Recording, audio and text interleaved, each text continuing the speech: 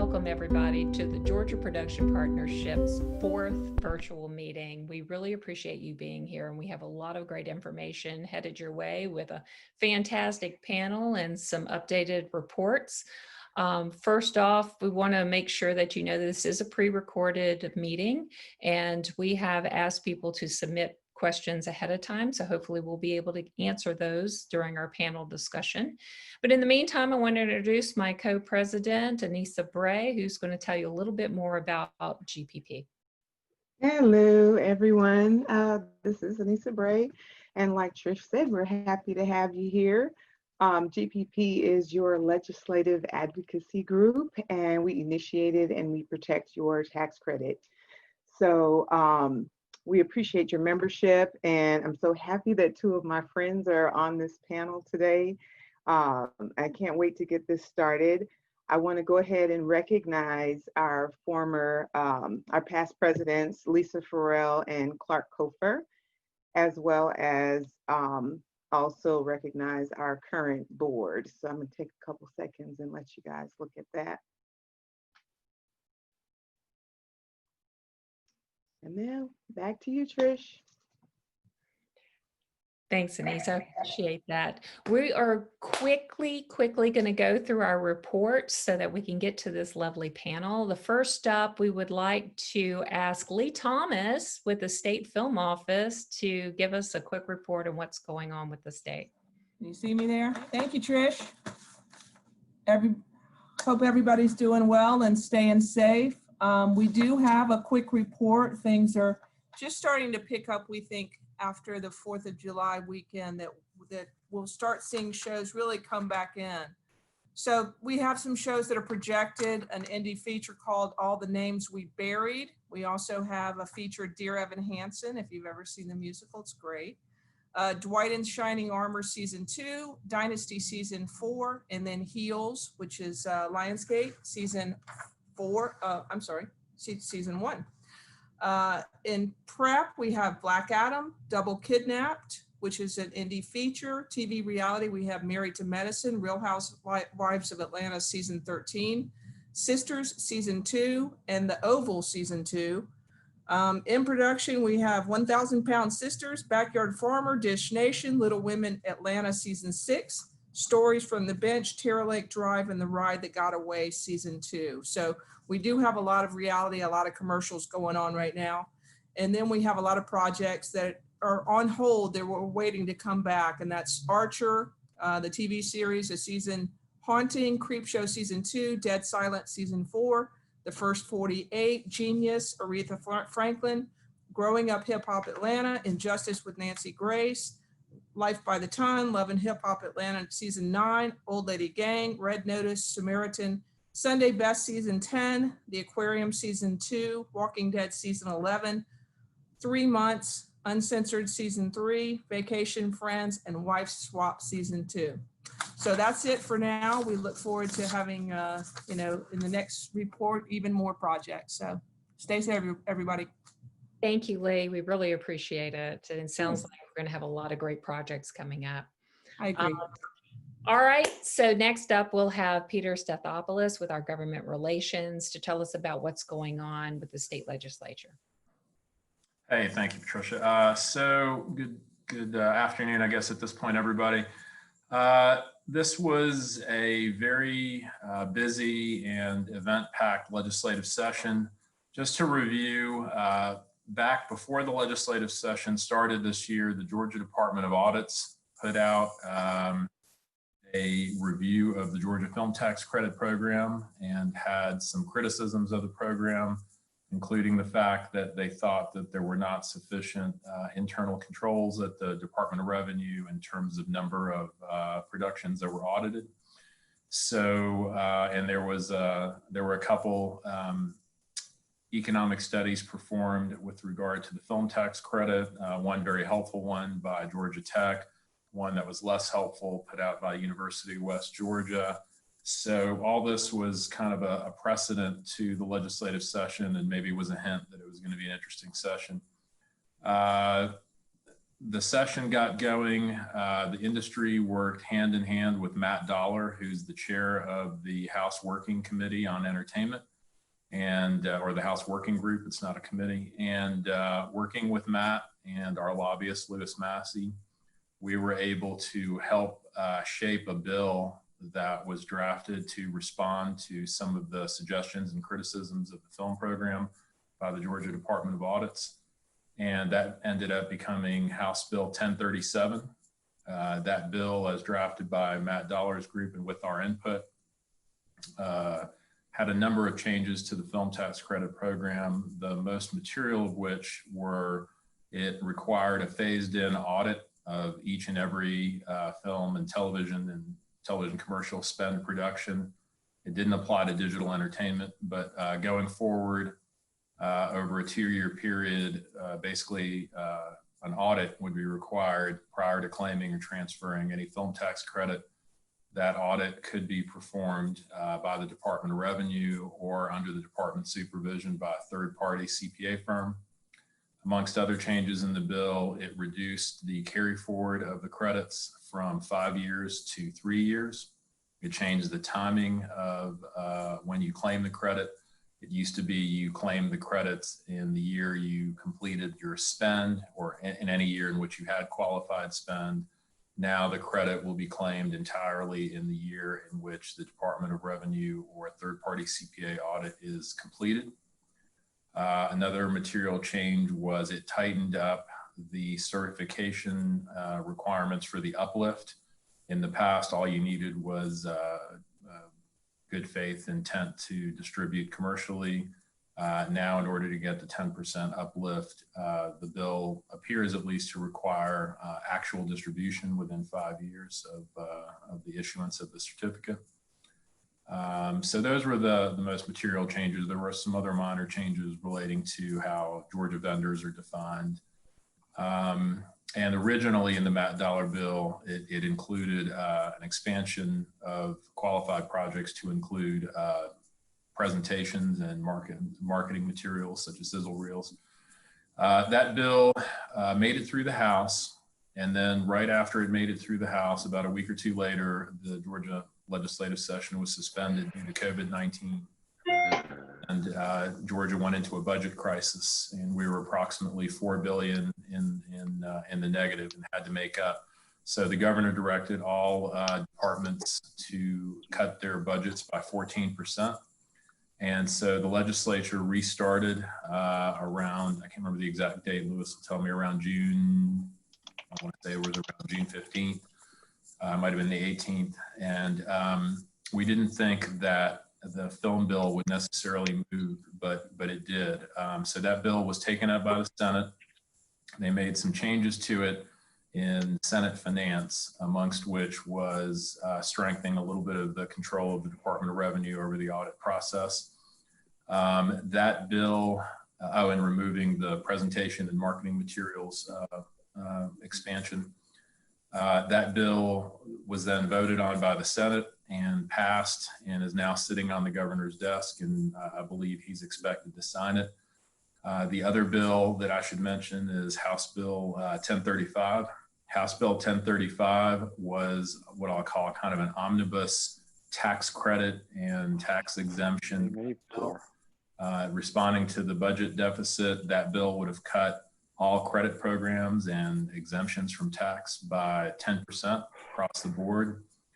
That bill did not pass the Senate, and so it did not move. Those were the two most salient bills. One last thing I should mention before I kick it over to Lewis is in the Senate, there were a couple senators that mentioned potentially imposing credit caps on the program. That did not happen, obviously, and I think it would have been strongly opposed in the House by our Speaker, David Ralston, and others. But it's something that could be brought up again in January. So, we're hoping for a strong economic recovery and a strong restart, which will give us the best case in January to defend against any arguments for cuts to the program. And so with that, I'll turn it over to Lewis. Peter, thank you. That was a great summary. I just want to start out by saying thanks to GPP GPP as always for allowing and our firm to work with you. We're also have to credit obviously to Peter and the rest of the Government Relations Committee. We had a number of conference calls during the session and a lot of email traffic back and forth. As Peter mentioned, it was a very successful session. And the fact that we were able to get House Bill 1037 passed by both the House and the Senate. We do expect the governor to sign that bill, and we think that's a very good statement of where Georgia needs to go with its program in relation to the audits that came out that Peter mentioned. Just as importantly, we were able to keep two issues off the floor from being voted on. One was the credit cap, that the program cap that Peter mentioned, that was discussed in Senate committee, but did not make it in any bill, either in committee or on the floor, which was great. And then the other bill that Peter mentioned was the one that would have cut all tax credit programs by 10%. And that did, in fact, pass the committee, but did not get a vote on either the House. So all in all, it was a very good session. It's great to hear Lee Thomas's report. It sounds just like old time. And hopefully we're getting back to the point be full speed ahead. There's still as we move forward, looking at it right. Just last thing I'll say is that the session that we just finished was probably the longest, definitely the longest in modern times.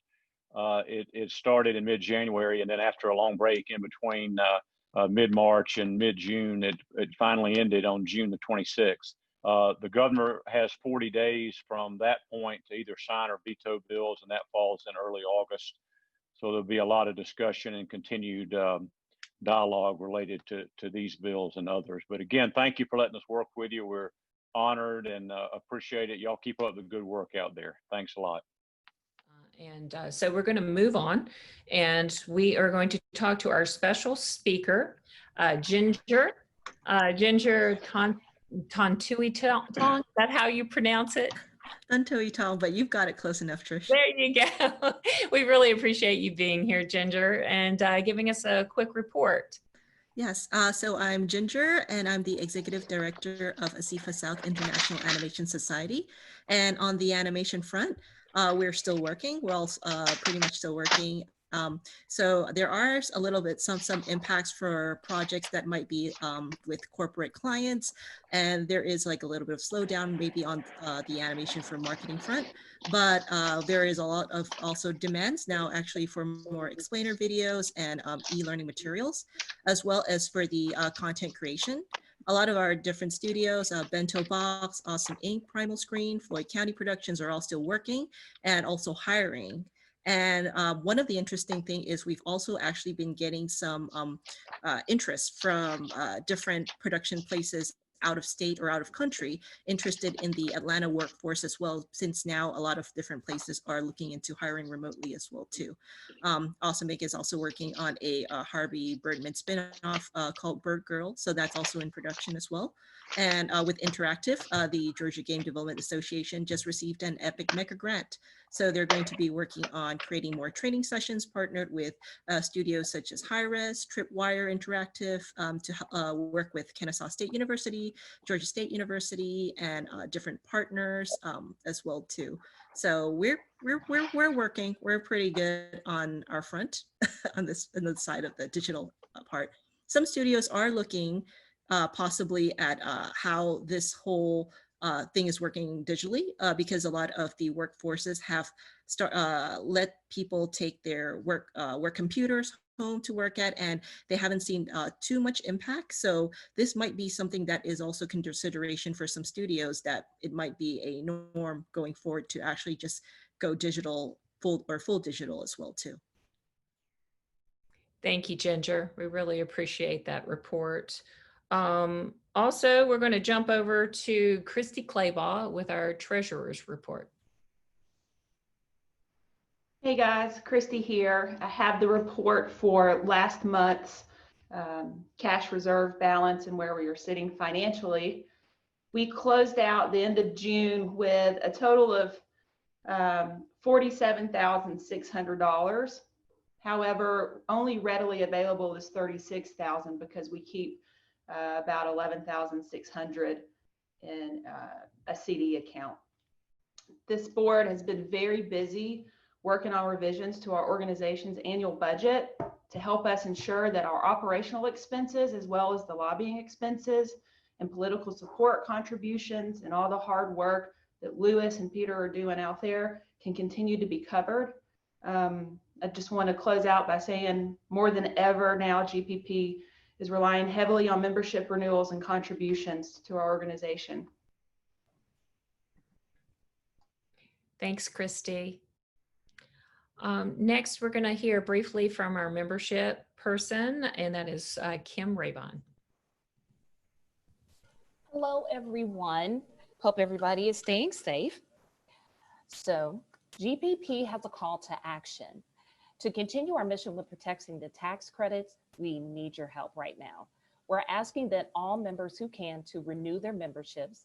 Additionally, we'd like to invite anyone who's a part of Georgia's entertainment industry to join. And if that is you, then GPP is the place to be.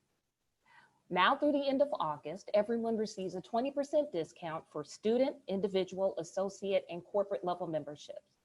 If joining isn't feasible at this time, we appreciate your financial support of any amount.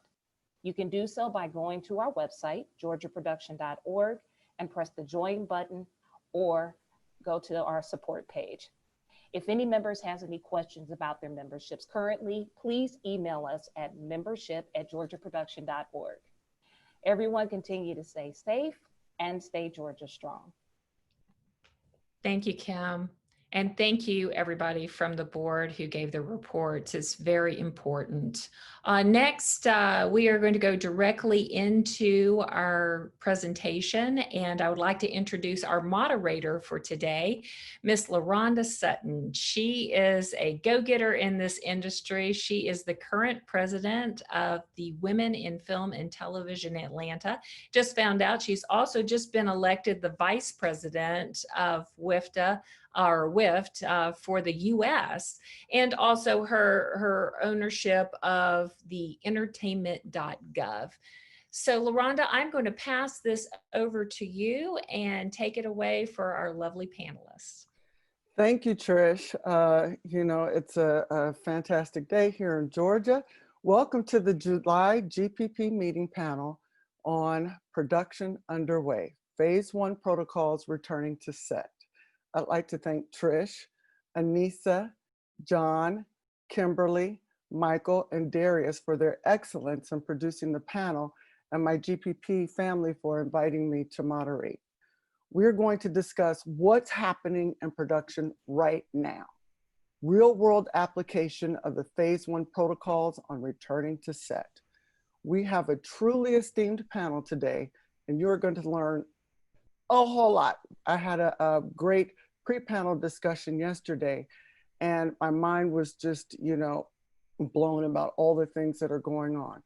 So we have a lot of information to cover in a short period. So I ask each panelist to briefly intro yourself and tell us what you're working on currently.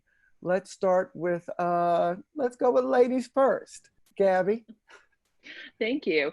I'm Gabrielle Pickle. I'm a producer of independent feature films, and I'm working on trying to get 5 films greenlit in COVID times. We'll see which one goes first. Excellent. How about Stefano?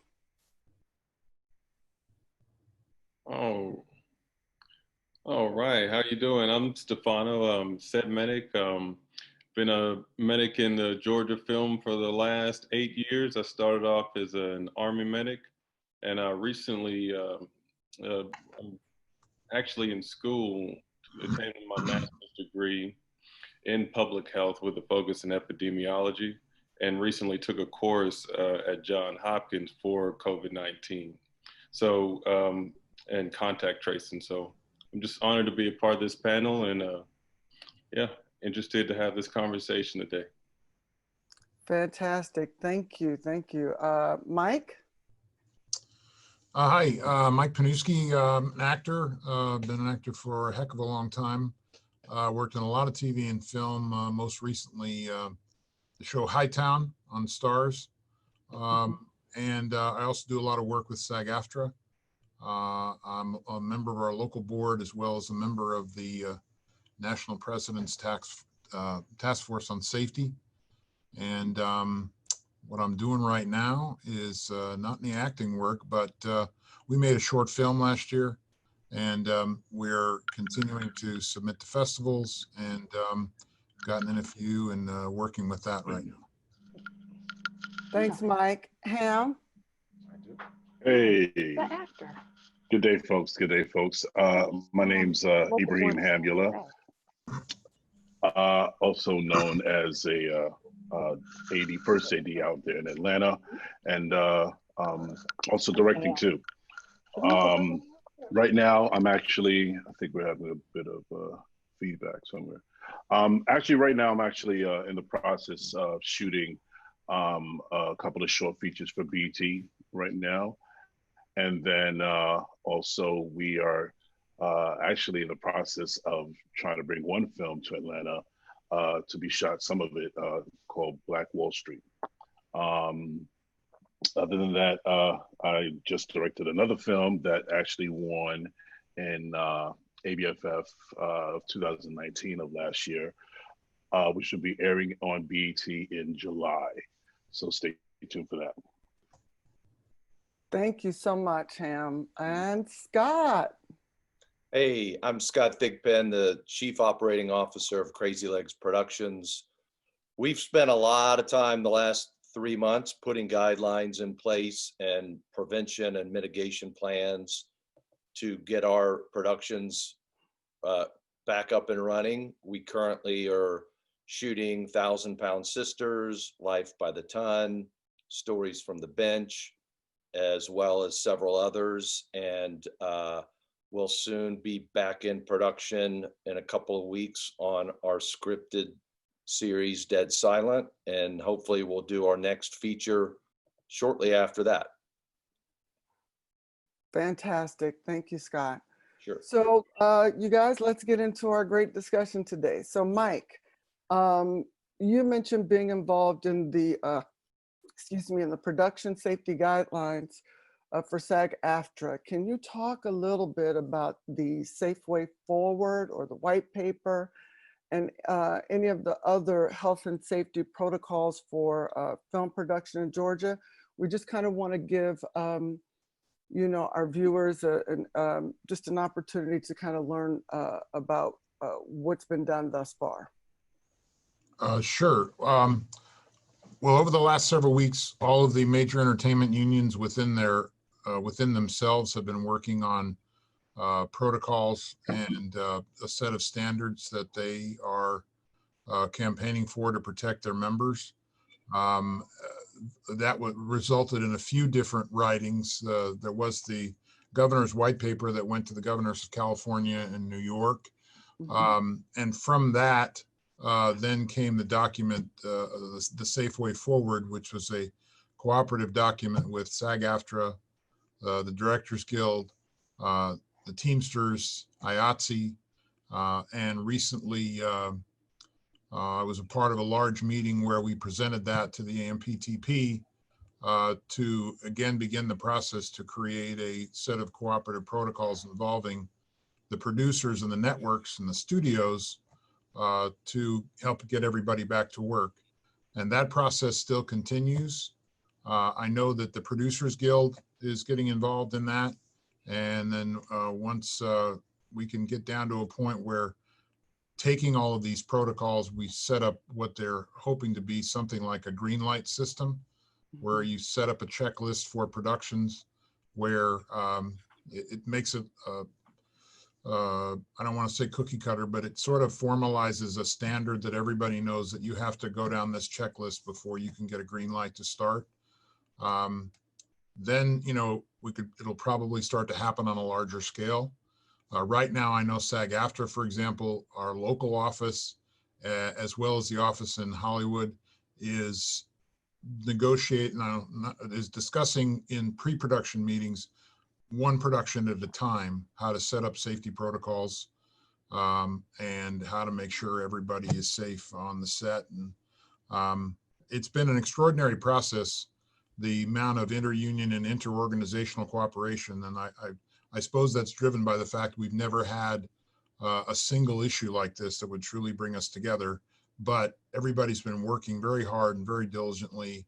And I truly believe that we're going to be able to do this. And I think we're going to be an example to other industries on how to get back to work. Yes, and that's that was another question, that I was going to bring up. Has this ever happened before with all of the cooperation between all of the different unions? And you just said that it's unprecedented. Yeah, not to this degree, no, but it's been extraordinary. It's been exciting to watch.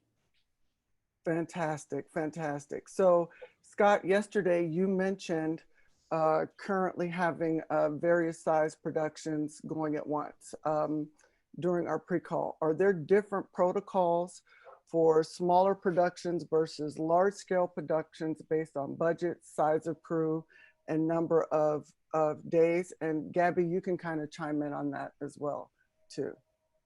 Sure. Yeah, there are some differences depending on the size of the footprint,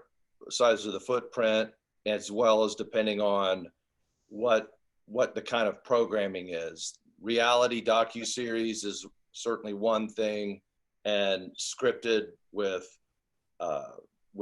actors and larger crews is another thing. So there are some differences, but really it's probably more about the similarities, because despite having 31-page guidelines, a task force, a medical advisory team, an epidemiologist now that's on our payroll, it really does come down to the same handful of things for everybody to do, which is 6 feet apart, wear a mask, hand hygiene, disinfect commonly touched areas. So if everybody does that, regardless of the size of the crew, that's 90% of the battle. Everything else that fills up the other 30 pages of our guidelines really are incremental differences, in my opinion. So there's a lot that's very similar. I would also say it's not just crew size, it's also looking at the scripts, because certain scripts allow you to isolate your cast better or have less cast, in mass.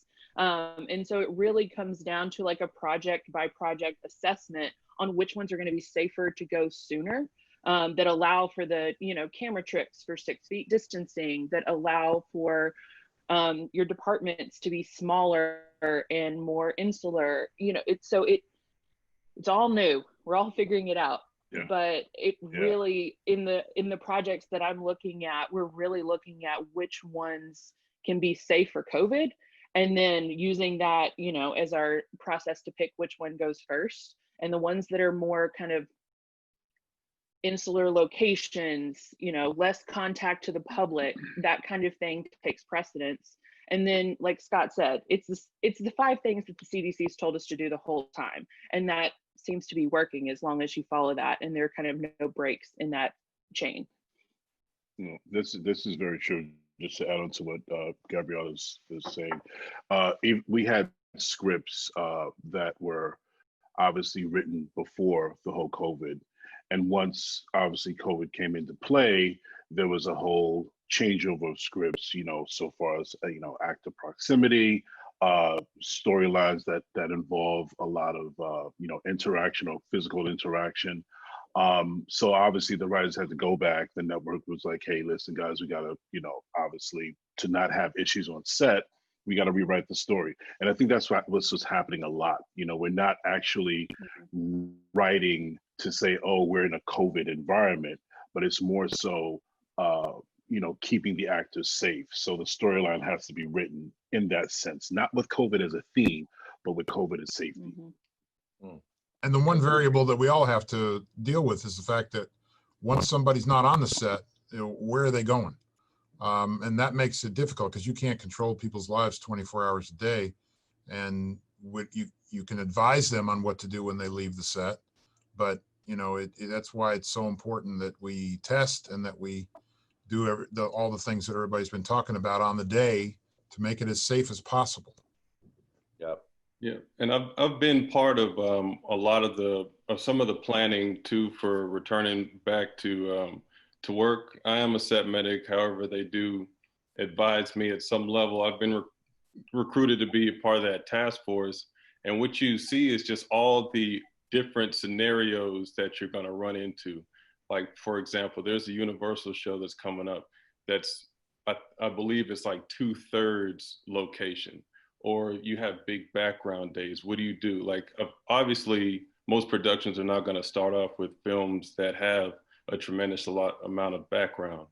And also creating stop losses, like to where if you are filming on a stage, for example, everybody that's in base camp never comes to stage. Everybody that's in that production office never comes to stage. And you're sort of group isolating departments.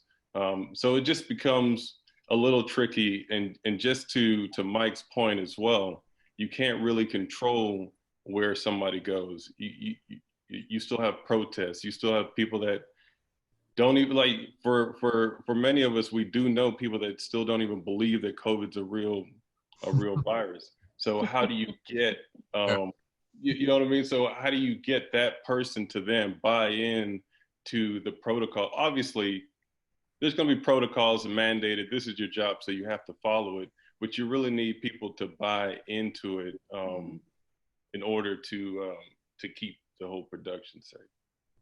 We almost take the philosophy really almost that until nobody has it, you have to assume everybody has it. Exactly. And almost just operate that way. Got it. Thanks, you guys, for really going into detail on that.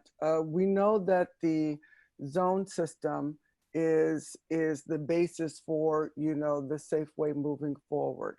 So can I ask all of you to kind of chime in on those protocols and those and moving between the zones and how that works, so our viewers can get a sense of what the zone system is, zone A, B, and C, and what the protocols are around those. Yeah, I mean, like the zoning system. Here's a few proposed ideas, right? And it all depends too. It seems to vary production as far as risk tolerance. The higher the risk tolerance, the higher amount of crew members, the higher amount of star power on that show, they're going to try their best to lock it down as much as they possibly can. So one of the proposed zoning was by the wristbands. We all heard about like the wristbands. Everybody would get temperature checked in, temperature screened in, and by department, you would get a colored wristband.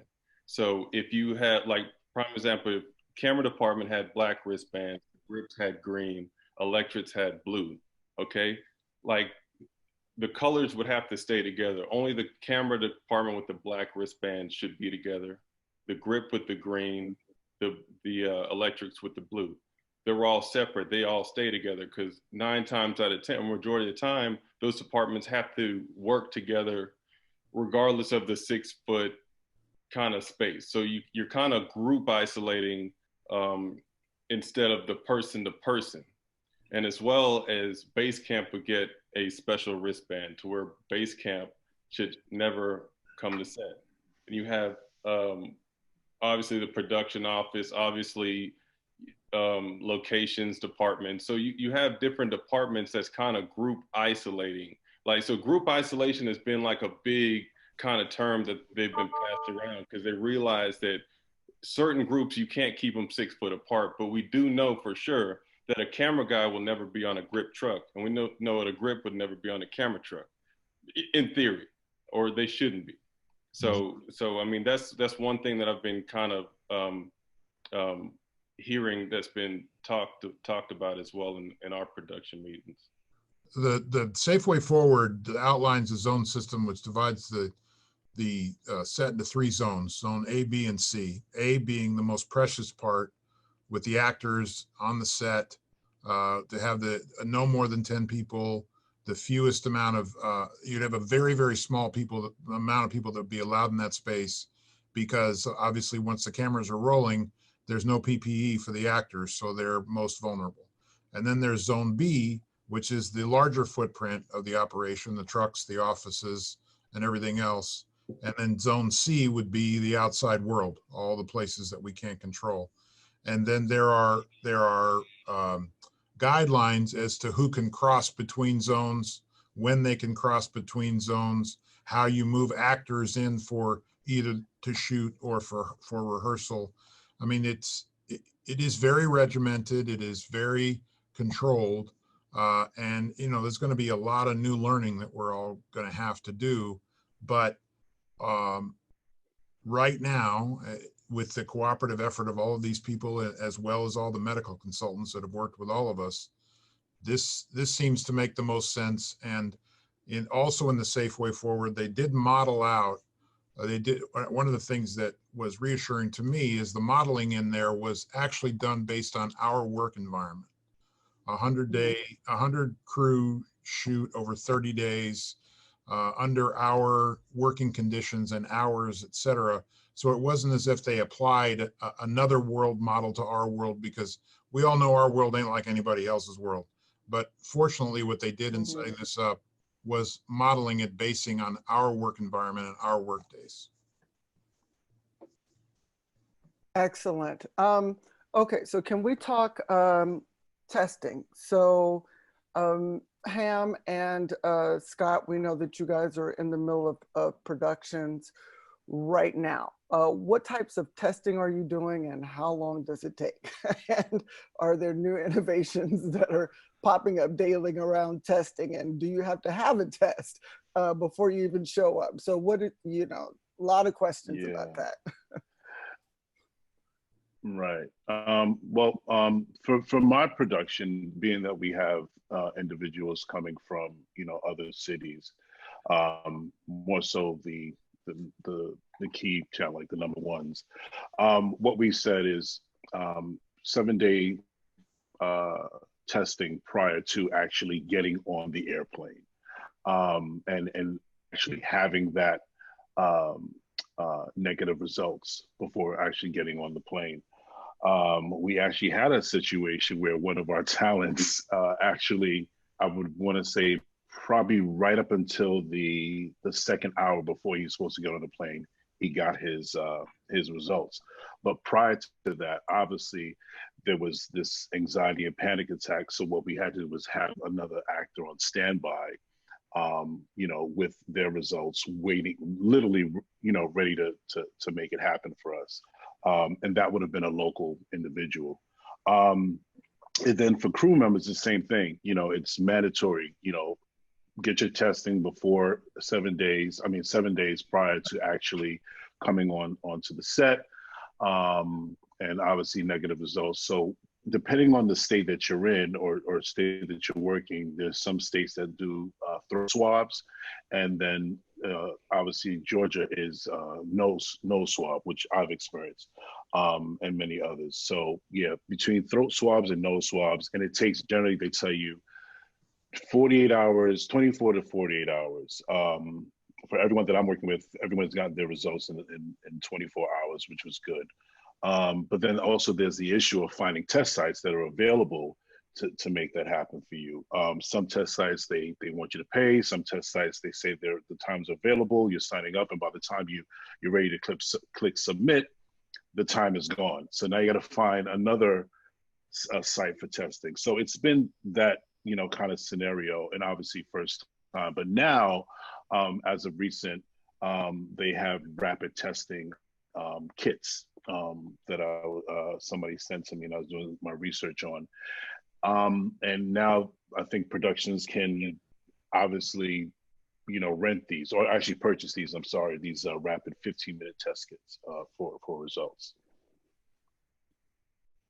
Yeah, I talked to once again Melissa Goodman, our executive director, and she was explaining to me that SAG-AFTRA is in the process of negotiating with some private vendors to get those rapid tests, also at large quantities of tests, which obviously, if you look at the Safe Way Forward document, we're talking about a heck of a lot of tests on a lot of people. So we can't rely on the government to get the testing or the government sites. So we're hopeful to get large quantities available from these private vendors. Right. Yeah, the testing is definitely probably the biggest challenge. You want to try to get people tested close enough to the shoot date where it has some relevance, but obviously if it's too close, they don't get the results in time, or if they get the results none of us hope they get, suddenly you got to call somebody else and hopefully they've been tested. So I think one of the things that will be great going forward is everyone getting in the mindset of what can I do as a crew member or a cast member to always be at the ready? Can I get myself tested once every couple of weeks, once a month, anything to just kind of have that paper in your hand and be ready for the coach to call you off the bench. That's probably going to be a good thing for people to do. One thing Great. to note, It's a new driver's license. Yeah. It is. And I don't have the website memorized, but the Georgia film site has a list, a PDF that you can download of all the local vendors that will qualify for tax credits. And some of those are testing, different types of testing providers. And so what my team has done, even as we're looking to get stuff greenlit, is go ahead and talk to them about their processing times for labs, their back order status, like if Universal comes in and buys them out, how long is it going to take us to get our supply, and really develop those relationships so that we have multiple options at any given time. And that's a resource that obviously the film office has put out there for everybody. So download it and start doing your homework. Hey, Gabby, how much are the tests? And it varies greatly. Okay, got it. And it also depends on who you're having administer the test. I've talked to everything from some amazing organizations that are doing kind of like a blood drive type truck for testing that could go to locations, especially for day player cast. Or to do the every 3-day cast and vulnerable persons type testing. And they provide obviously a much higher level of safety and security for that, but that's also a price tag. So you have to look at, if I don't have the money, how do I change my script or, downsize my cast, or what do I do to mitigate that? But they're good. It's not that expensive. And even, I would say, even for people doing short films, you can go utilize free testing. There is no reason to go out and do something and put everybody at risk.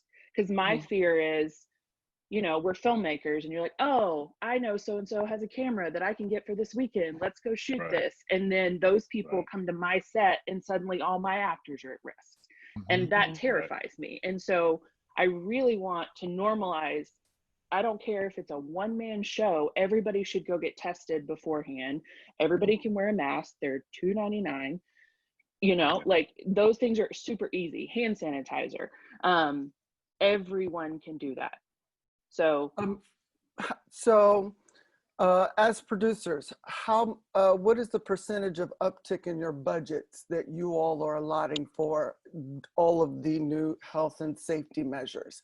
And on the flip side of that, how is all of this affecting those indie and very small productions who may not, because it's a lot. So how is that being addressed? And so that can be Scott and Gabby. Well, here's what I'll say from our perspective. None of the networks that we work with have come to us or offered to help pay for any overrun at all, right? So that's unfortunate. They want their programs, but so the way we see it though is we have to spend the extra money. It's just going to eat into our margins. There's nothing we can do about that. If we don't do it, we don't get people back to work. We don't make a product, we don't get paid, we lose money, we go out of business, people lose jobs. So it's just the cost of doing business right now. Overall, we've spent over $130,000 at least right now in costs associated with equipment, personnel, epidemiologist, remote edit capabilities, you name it. It's adding up, but hopefully we'll be able to amortize those costs across all our productions, and it won't hurt quite so bad once we do that. Well, and the hope is that the spend is now, but then with the lack of content that is coming toward the end of this year and into 2021, you're hoping that eventually it bounces off. But right now, that's just a hope, you know? Yeah. And so we do what filmmakers do. We find a way to find the money.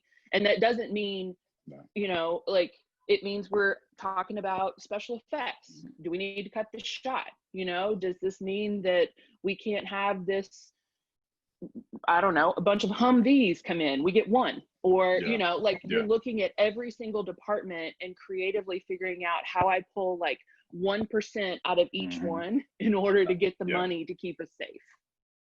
Right. Right. Okay. Stefano, quick question for you. So we know that there are health and safety units and new positions as safety supervisor or managers that are, you know, being looked at moving forward. And even, you know, Scott talked about a epidemiologist that he's brought on. So how does this work with the set medic, the EMT? Tell me where you fit into all of this. Are you overseeing that whole process? Do you now become just basically, how do you fit into the process? Oh yeah, so I think so for the most part, and I'm part of this huge community of medics here in Atlanta, like for the most part, set medics have almost been kept on the outside as far as protocols and planning goes. Like usually that information will get disseminated to us and we execute. But as far as like the actual protocols and planning, the networks kind of put all of that into action at the top. So they're in those meetings every single day that we're not necessarily privy to. And even in that, they tried to, well, just from the networks that I've spoken with, because I've applied for several of those COVID positions. So they tried to have that coronavirus task force and that person that knows everything about it, and that person would be in that meeting every single day. But it's not necessarily that the set medics know exactly what the plan is until we get it. We almost get the information as soon as everybody on set gets the information. Our responsibility, first and foremost, I guess, as a medical professional, is to make sure that everybody is safe. That just comes with our medical background. But they're kind of splitting that responsibility with that COVID rep, so to speak. So, but I'm pretty sure probably on smaller films, smaller indie budgets, you can definitely utilize the medic, especially if you have a smaller crew. I know I'm going to be working on a reshoot here in about a month, and it's so small that it's all stage. It's just 7 days of, you know, stage work with a very minimal crew that they're going to have me do both COVID rep and medic. You know, they're going to have me temperature screening, especially hair and makeup and wardrobe before they even touch the actors. And that was their main thing, is trying to screen departments that would have peer-to-peer direct access to those actors. So that would be like the daily ongoing monitoring that I would do, especially every 2 to 3 hours. It's just temperature checking, hair, makeup, and wardrobe. Of course, they're going to do their own individual testing. Of course, they're going to do their COVID testing, rapid testing, and whatnot. But So who will be administering the test, and are they training set medics to do that? Oh, And is it? no, that won't be handled by us. Because it's almost like a separate department that they're creating for the COVID rep, and it kind of falls into medical, but it kind of doesn't. It's all about facilitation. It's all about trying to identify those that may be sick or may be infected, and sending those people away from set to go get tested. Or some productions are bringing in nurse practitioners, epidemiologists, doctors that can do on the lot testing, but that doesn't really necessarily have anything to do with the set medics. So there'll be like a whole department that's testing and that's doing temperature checks and that can rapid test and that are recommending people for quarantine and isolation. But that necessarily doesn't involve us too much. But what I will say, a good thing is, though, most of the networks have been reaching out to hire set medics to be that COVID rep. So when those set medics, oversee or move up to that COVID rep position, there'll be another set medic. So that'll be great. That'll be a good thing, because essentially you have two set medics that are always there, and one of them's a COVID rep. So I mean, I think it's going to be a good thing. Yeah, and just to add to Stefano's, just going off of my experience in the recent days that we've been shooting. I mean, obviously during the whole quarantine months, it was major prep for us. That's all we did. We had the time, so why not? But what I can say is that when it came down to set medics, when we're actually shooting or actually in production, we've had, I think, like maybe a total of 3 at the very least every day. They have their tent set up, their tent set up, and obviously temperatures are checked at the top of the day before anyone enters set.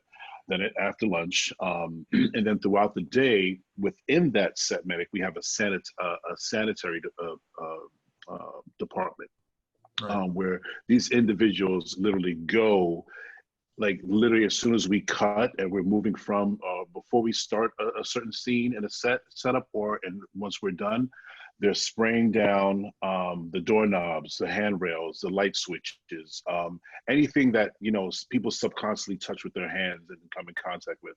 So they're constantly going around, and even if we're not on a certain set, they're on another set, spraying stuff down. And that's after we've already sanitized the location before we've come into it. So there's a lot that happens. Like there's a lot of moving bodies and parts that are extra now. And honestly, at the end of the day, as when I'm as a first AD, my whole thing is about safety.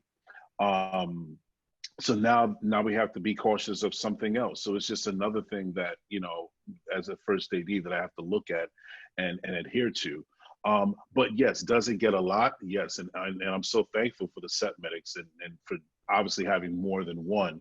And if we get this, this COVID inspector or supervisor, keep in mind that position was spoken about during my pre-pro, and actually it came into play literally days after I was already into, shooting.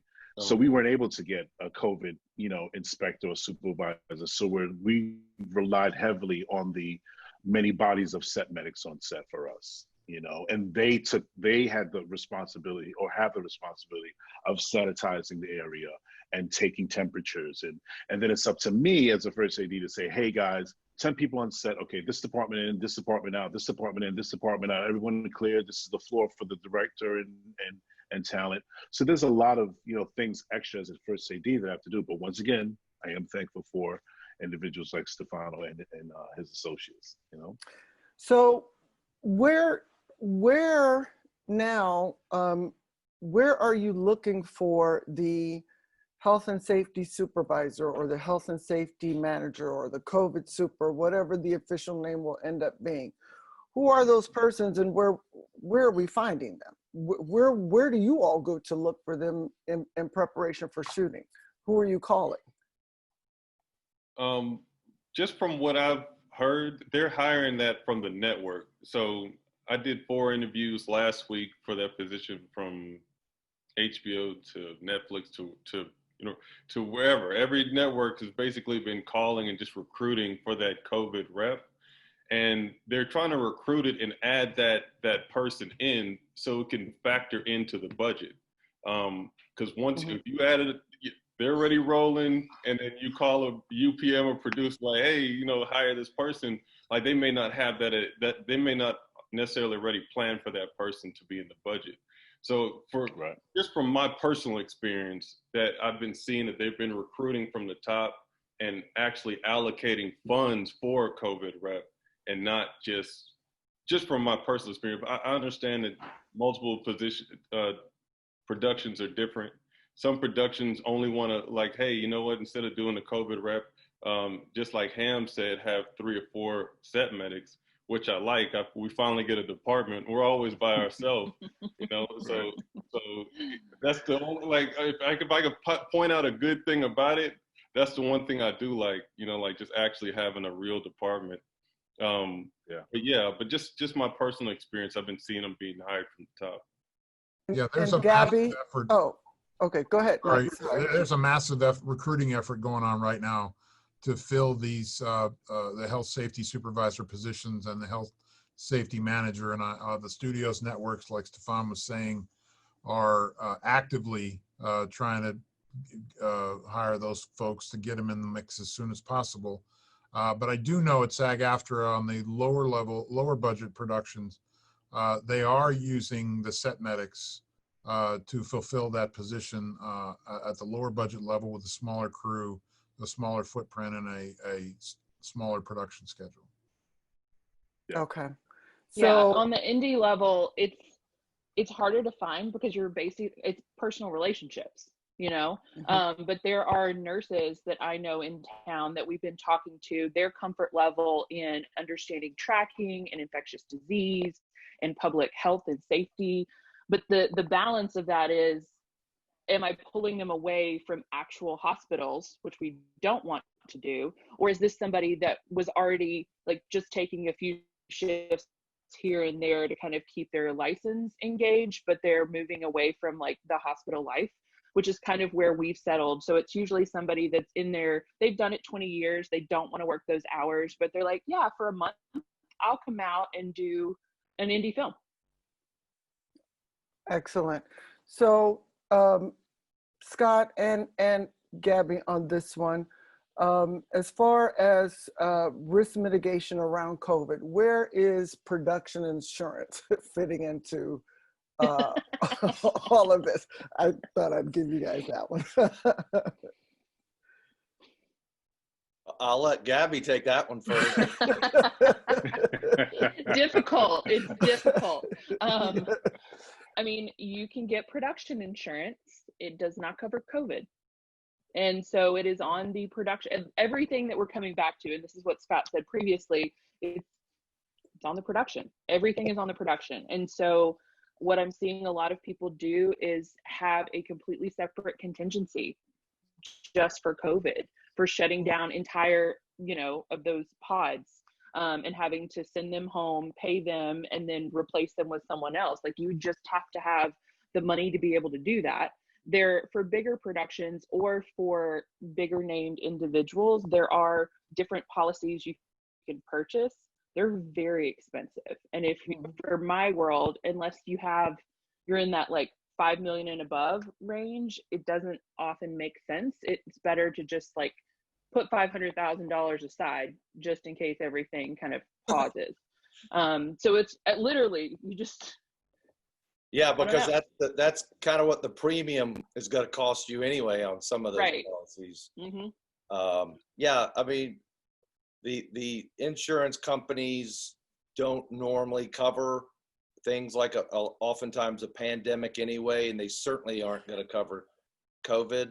And even workers' comp, it's not compensable, a compensatory under workers' comp as well, because no one knows when and where or how you got it, and that's impossible to prove. So That's why we all just have to do our part and be diligent, be safe. People need to have health insurance. If people don't have their own health or medical insurance, I would encourage them to get that right away. That's where we're at right now with all of this. Thank you. So, Ham, yesterday you mentioned that on our pre-call, and I've heard kind of conflicting answers on this. Even after our call yesterday, I watched another panel, and someone said, and this is about waivers. Having the crew and everyone coming aboard to sign a waiver. And you mentioned yesterday that can't happen. So can you kind of, you or Mike actually kind of clarify that? Because there's a lot of, things floating around about that. Yeah, I think it stems down from, the networks of the studios they're not going to claim responsibility for any of that. So now it falls on the production company. So now the production company has to somehow, they're responsible for what's about to happen. So what ends up happening now is that the only way that the production company can protect themselves and also their crew members is to provide PPE masks. Like I said, having the set medics or a COVID supervisor on set, providing as much safety as possible so that in the event that someone says, hey, I contracted COVID from your production, it's like, well, we kind of, provided everything that we're supposed to provide, giving OSHA, CDC, so we cannot tell someone to, hey, sign a waiver, because then who's going to claim, who's responsible at that point? So unfortunate, it has been a thing that's been coming up time and time again. But SAG is not allowing it, other unions are not allowing it for their people. So it's really the only way that a production company can protect itself and its people is to just provide safety precautions for them. And that's where we're at right now. The one thing I have seen as far as a document is signing off on the production's agreed upon protocols, which is not a liability waiver. But if you find someone that is in like massive violation and they are not adhering to things and not keeping people safe, that can become a reason to fire them because they are endangering the entire cast and crew. That's kind of the only option there is, because the unions have said that a liability waiver is basically criminal, and as it should be, because we don't want to take advantage of anyone. Right. Yeah, all the unions have come together to say that that you should never sign away your rights in that way, and that's not what they would support anybody doing. And honestly, it's probably less expensive in the long run to just do the work, to just do what's necessary to keep people safe, than to print up a bunch of pieces of paper and sign away the liability and not do the work. Right. So especially if you want to work in this business long term. Yeah, definitely. So, I mean, okay, go ahead, Ham. Go ahead. Yeah, I was just gonna say the fact that the production companies are taking the chance to do productions during COVID. In other words, you go to the network and say, hey, listen, yes, I will do this project, or the studios, I will do this project. So now you're assuming responsibility. But doing it in this pandemic is also an added level. So, but still, as a production company, you have to say, you know what, there's certain things I need to be responsible for. Unfortunately, signing a waiver is not one of those options to give to your crew members. So I urge and emphasize that production companies just do what they have to do to keep the people safe. Absolutely. Yeah. Yeah, we can put everything we can into place, but at the end of the day, it's also up to the individual to do their part. Yeah. It's a two-way street. We can't, it's not an issue that can be solved by the employer alone. That's just impossible. Right. So is there hazard pay? at all or anything like that happening? I don't believe anybody's come forward with that Okay. as it's related to COVID. No. I haven't heard of hazard pay. That would be nice, but again, more money. Well, I mean, We are realistically, seeing quarantine pay. right? Okay, Yeah. If I've somebody seen does that, get, right? Yeah. if somebody does get sick during production, then they have to go into quarantine. They will still get paid, but no work environment is ever 100% safe. I mean, I've been in this business a long time, as all of you, and I've found that a set's a pretty darn safe place to work anyway, because safety has always been such a big emphasis. So we can't guarantee any of this is going to be 100% safe, but we can guarantee that everybody's going to do their due diligence if they so commit to make it as safe as we possibly can. And I think that's the best anybody can do. Yeah, I agree Sure. with that. The other thing we have to be mindful of is we're not spending so much time keeping this particular issue safe where we're taking our eye off of other things. That's Exactly. really, we have to, we talk about finding that balance so that we aren't overcorrecting in one area and then somebody else gets hurt from something else. Yeah. And and to add to that, Scott, what I've also experienced is that, yes, we'll have the COVID inspector or the set medics, but then there's also, as in productions, you have the SAG rep coming to set and seeing and making sure that, these procedures and guidelines are being met. So there's a lot of eyes looking at the production and the AD and how the set's being run. And not only that, but you also have crew members and talent that are able to report back and spread word. And so there's a lot, I think, like for Scott and myself and anyone that's doing production right now, I said it yesterday, we are the lab rats. What happens, we won't really know any kind of results until months down the line when the project is out and there's information or feedback coming back from either a crew member or a talent saying, hey, such and such happened, or I wasn't happy with this. Like, we really don't know. All we know now is that we've put in place everything that we need to and follow the guidelines as much as we can. But honestly, you won't know really what happens until months down the line from somebody else outside of the production, Yeah. And we really feel like we're at a place now where the most critical piece of all of this is good, constant, and transparent communication. We can't have enough town hall meetings before shooting. We can't have enough debrief meetings during or after shooting. Because every day we need to know, well, what happened yesterday? Where did we fail? What do we need to tighten up? What do we got to do differently? And the more we talk about that, the better we're going to be at it.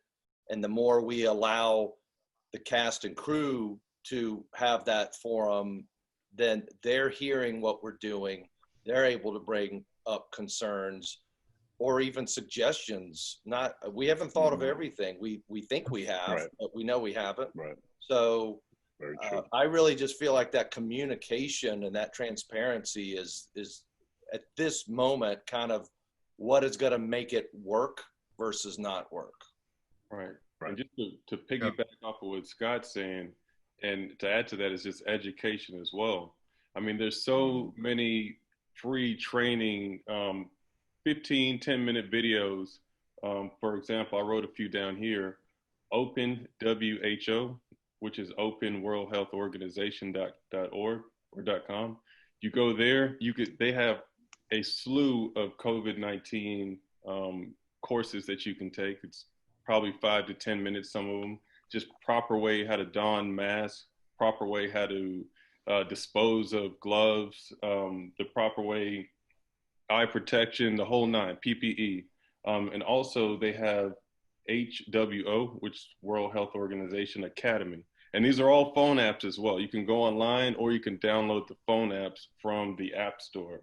So you have Open WHO, which is a phone app as well as online, and you have WHO Academy, which is stand for World Health Organization. So there's so many courses to where you can send a crew like, hey, and you can select which ones that you want your crew to watch before they come to set. Like, hey, just watch these 3. And it can't take more than 30 minutes. And at least they're starting that education process. And as well, and you'll see, and as you take those courses, the one thing that'll keep coming up over and over and over, and this is what I took at Johns Hopkins, is contact tracing. And you'll see it, you know, you may not understand, but to your epidemiologist, he probably knows exactly what that is. But if you can, that's like the great mystery. How do you contact trace on a set? Like, because there's people coming in every single day. You got day players, you got so many moving pieces. But either way, those training videos, they will help significantly. I've watched all of them. I've checked them all out. Just trying to stay ahead as a set medic. So. And the Georgia Film Academy is about to launch a COVID training course and certification course as well. So I think you can go to their site, again, that is the Georgia Film Academy, and find out more about that. Mike, you had a point, and then I want to go to Ham and Gabby about extended days. So go ahead, Mike. I'm sorry, about extended days? Oh, well, no. I was saying you can finish what you were going to say, and then I'm going to talk to Ham and Gabby about what, with all the safety protocols, the days are now extended. That's what Ham mentioned yesterday, from 12 hour to 14 hours or 16. Well, the recommendation in the safe way forward is 10-hour days, which I know is difficult as on a regular basis.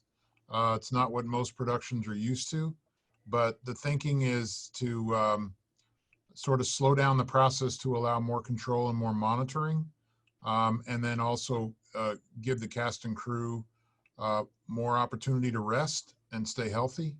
But in the end, production's going to have to do what the production's going to have to do. But the thing that everybody's got to concern themselves with is now part of your day. You have to allot for, as Ham was talking about, when people first get up or show up to the set, they have to do the temperature testing. They got to suit up with their PPE, and you got to go through a process to work yourself into the zone, and all that. And there's got to be an accounting for everybody, and so it's going to add another element to fill up 10 hours, 12 hours, whatever, which means less time for what we all would have normally done. Plus all of those things that we're going to normally do, at least in the beginning, it's going to happen a little slower, a little more methodical, as we have to consider all of these safety protocols until we get real good at it. So that's all going to change. But I think we're an adaptable people in this industry. I think we've exemplified that over the years, and we'll get it. And it's going to be tough for a while. It's going to be frustrating, but I just think that obviously, I think we're all recognizing the value of it. This is life and death. This is a really significant thing. This is a very serious disease. I've known people that have died. I don't know if you guys have. We probably all known people that have been sick. We don't need to mess around with this. So I think we're going to figure this out, but it's going to definitely reorganize how we plan out our days. For sure. And one of the things we've looked at financially is like the cost benefit analysis of, okay, instead of budgeting for a 15-hour day, which has been my standard, don't ever want to use it, but that's just making sure you have enough money for people with overtime. So instead of doing that, we look at moving that money to an additional day, like we look at what are other ways to get creative. One of the things that we were trying to minimize was day players. So instead of giving Grip and Electric a bunch of man-days, what if I add in just one more person, and it's a little more money, but it's not a lot more money. And so kind of trying to find those pieces where you're going to have to increase, and that's part of your COVID, plan, but it's not exorbitant. You're just moving money around in your flow. And then the part of it that I love that Ham might hate, you have to come up with a plan in pre-production and not change it. I love that. Love that. The camera movements. We can't get new equipment day of, we can't change. We need to figure out our blocking and stick to it. We need to depend on rehearsal time instead of doing it all on set. And so a lot's going to move to prep, but again, we're an adaptable people, and I think it's going to be the new way forward.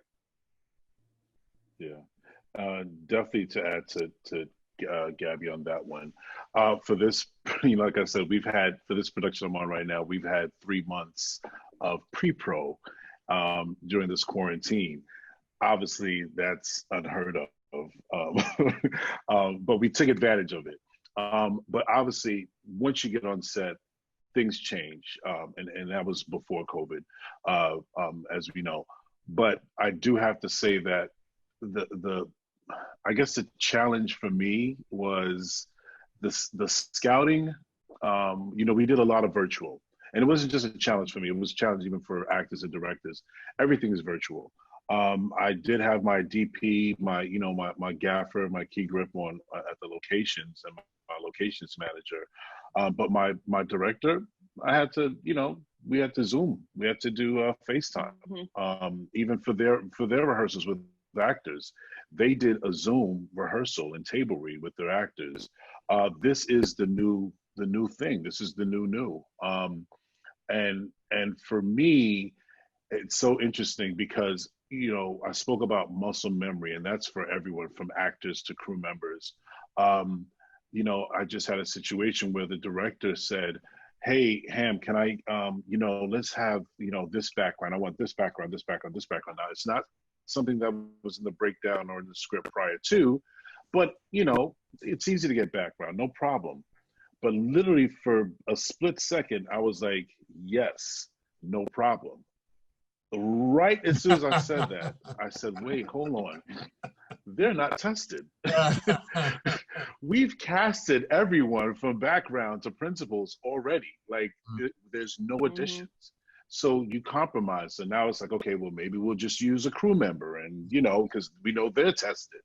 There's a lot of recycling of bodies. You can only use what you have right now because, once again, you can't just go out there and get a COVID testing and get results and be positive. Be negative. Those things take time. But we're so used to, oh, let me get this and let me get that. Production makes it happen. But now you got to pause. You got to say, hey, listen, that's not going to happen. And to Gabrielle's point, you literally have to stick to the plan. And it is a good thing as an AD because yes, now the director really has to listen. But it's a situation where it's not even it's protocol. Like it's mandatory.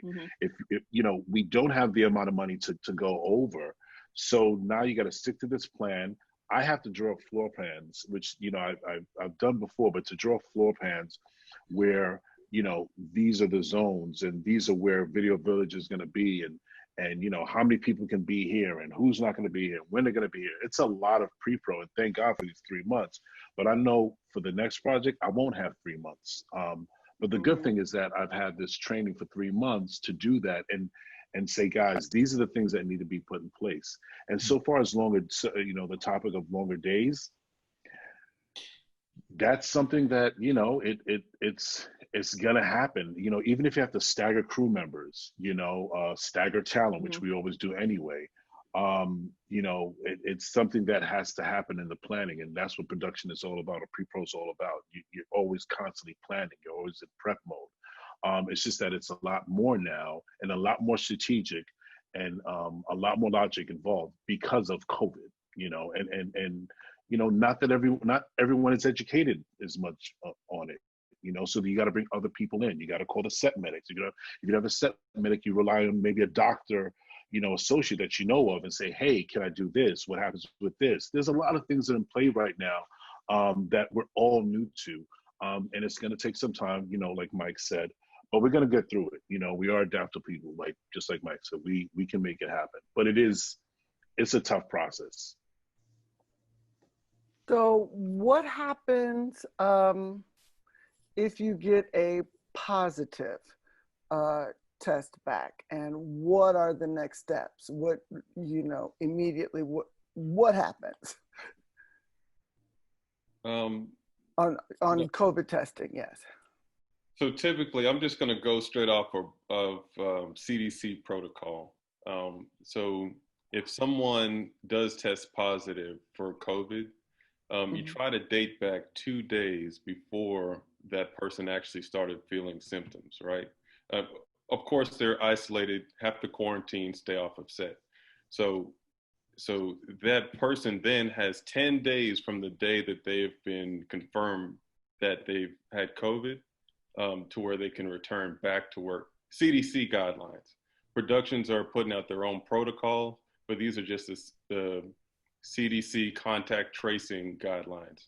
And that person at the end of those 10 days or around day 7 have to be fever free for 72 hours prior to actually returning to work. So that's where the kind of the contact tracing comes in.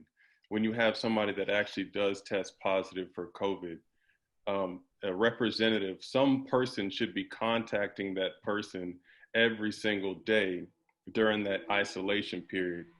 And so we call it when you don't have COVID and you're isolated, that's quarantining. When you do have COVID, you're isolating. So there's 2 different terms, and that's why I'm using that. And so on the last 3 days of that person that has that COVID-19, his isolation, he needs to be fever free for 72 hours without using any type of fever reducers. And I'm glad you brought that up too, because another thing too is also building a community on set for people that do test positive. Because when somebody does get a positive reading, they see 130,000 deaths in the US. That person is going to be very fearful. That person is going to live with a lot of uncertainty over those next 10 to 14 days. That person is going to be thinking about, hey, did I talk to my mom? Did I infect her? Did I infect my kids? Did I infect my wife? So there has to be, okay, you test positive, you're off a set, boom, and you just banish them. There has to be a community too, and that's one thing to keep in mind, that to always keep that community and make sure that somebody's always reaching out to that person that is in isolation or that is in quarantine that did test positive for it, because it could be a very, very emotional, depressing state for that person, especially when you see the death tolls rise. That's a great point. Excellent. Okay, guys. So, I was just chatting with Gabby on the side really quick because I put on my WIFTA hat, and I just kind of wanted to know, in terms of, the extended days that we mentioned earlier, how is this affecting, parents and childcare and all those things that go along with this? And so I just kind of, and especially, okay, so school's not back in yet and all those things. Well, we don't know if it will be, or if they're going to be homeschooled again, or if it depends on the school. There's a lot of questions. What I've seen in my female department heads that I've been talking to, they're all depending on nannies, and they're moving to someone that is a singular person that comes into their home and, supervises their children. The hours aren't really changing for them because they were going to have to do that anyway. Even if they were at school, somebody had to pick them up, take them home, feed them, but yeah, that seems to be, that single babysitter person seems to be more of a emphasis over, taking them to daycare or something like that, after school care. Okay. Yes. I can just only imagine all of the things that are, just that are entailed around working in COVID, and, just for myself, and I'm sure all of you as family members as well. Okay, guys, so we're going to kind of wind down. Any I'm going to go to each of you for last thoughts, on the situation that we're in, and anything that you just want to leave our viewers with. Gabby? Oh, I get to start. Yes. You know, I mean, one of the things that we're really focused on is for hire recruit and looking at local cast and whatnot is people that we have relationships with, that we can communicate with and have a trust in. And those are the people that we're going to pull the trigger on first and then slowly expand that circle. But it's going to be the same people, you know, that have already paid their dues in the past, that have worked on my other films, that I know we're going to follow through with the protocols, and we're going to talk about it in detail. So that's it for me. Real quick. Oh, I'm sorry. Go Scott. Go Scott. Well, I would just say patience and understanding, because this is new for everybody. The employees need to have patience and understanding for what the employer's trying to do, and it's not always going to be perfect, but the employer's trying, and the employer needs to have patience and understanding with the employees or the personnel that this is new for them. So people are going to make mistakes, and I think we've got to just support one another through this thing. Okay, and Yeah, Mike? I know I've had a lot of people ask me, you know, when's this all going to get back to normal? And my immediate answer is it's not. Normal's gone. And I think the sooner we accept that, the sooner we're prepared to just say, look, we're going to have to adapt. We're going to have to change. It's going to be better, and you're going to have a better chance of thriving in all of this. Because like Scott was saying, it's going to be tough. People are going to make mistakes. Those of us who get started at the beginning, we're going to be the ones to teach other people down the road what to do, what not to do. This is a learning experience for everybody, but I have great faith in this industry because we're always used to working with a sense of community, since sets become very familial, and we all really try to have each other's back and look out for each other. So I think that foundation of how we work as a people in our industry will go a long way toward making this work. And I'm optimistic that we're going to be an example for other industries on how to work and how to thrive in a new world. Thank you. Thank you, Mike. And Stefano? Yes, especially just to touch on what Scott and Mike and Gabby said about community and having each other's backs. Yeah, it's especially important to develop that community. Even if somebody does test positive, you want to have, child services. Maybe somebody needs to find a babysitter or childcare, or maybe Joe Schmo, he doesn't have a way to properly quarantine because he has, 2-bedroom house, 3 kids and a wife. So maybe he may need to stay in a hotel or be placed somewhere else, and having different options for different crew members to try to meet their needs to kind of help them out. And also too, with building that community, you help people buy in. And the more people that you can buy in, even if they don't believe that this is a real virus, you're not doing it for yourself. You're doing it because your grip or your electric or your camera brother, he doesn't want to infect his grandma, his grandparents, because we do know that this affect a lot of people, a lot of the elderly, 60 and up, and also people with pre-existing health conditions. And my last point is just education. Go to openwho.org. That's where you can find a lot of the COVID training, as well as WHO Academy, and those are all in the app stores. Okay, and Ham? Just want to add that we are definitely the 4 mothers and 4 fathers of this right now. So it's a real thing. I mean, we can see that as pressure, but I think we can see it as also an opportunity to save ourselves and to save others. Because like I said, this is definitely, people are looking at us right now and, looking at us for guidance. And then because we're already in this experience in production during this pandemic, it's very important to communicate and educate, as Stefano mentioned. And I just want to say also that safety is first, no matter COVID, no matter what pandemic. At the end of the day, safety is first for any industry.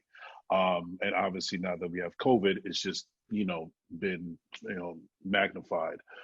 With that said, I thank you, and safe and love to everyone.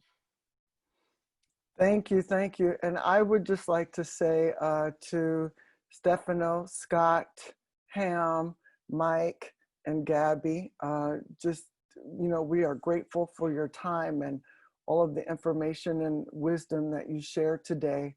And on behalf of, GPP Government Relations, we appreciate you. And just thank you. And everybody stay safe and healthy, and, have a happy, we're going to scratch that because we're pre-recording. I was going to say have a happy 4th, but still have a happy 4th, folks. Thanks. Thank you, LaRonda. Thank you all. Right. Thanks, everybody. Thank you, panelists. We really, really appreciate you being here. LaRonda, thank you for being here and being a fabulous host for us. We also want to do a quick reminder for everybody who is watching this. If you liked it, please share it, because we would like to get this wonderful information out to as many people as possible. Also, we want to remind you to go to the GPP website and become a member. If you are interested in additional information and this type of information, we would love to have you as a member. And to look at our resource page, because we still have a lot of information on there for finances for people who are hurting during COVID, and some additional information. And we're constantly updating and putting information about what's going on in the state legislature and what's going to be happening, now through the end of the year. So Anissa? We're out. We're closing out. We're good to go. All right. Thank you, everybody. See you guys. Thanks, Alan. Bye. Bye. Bye, everybody. Bye.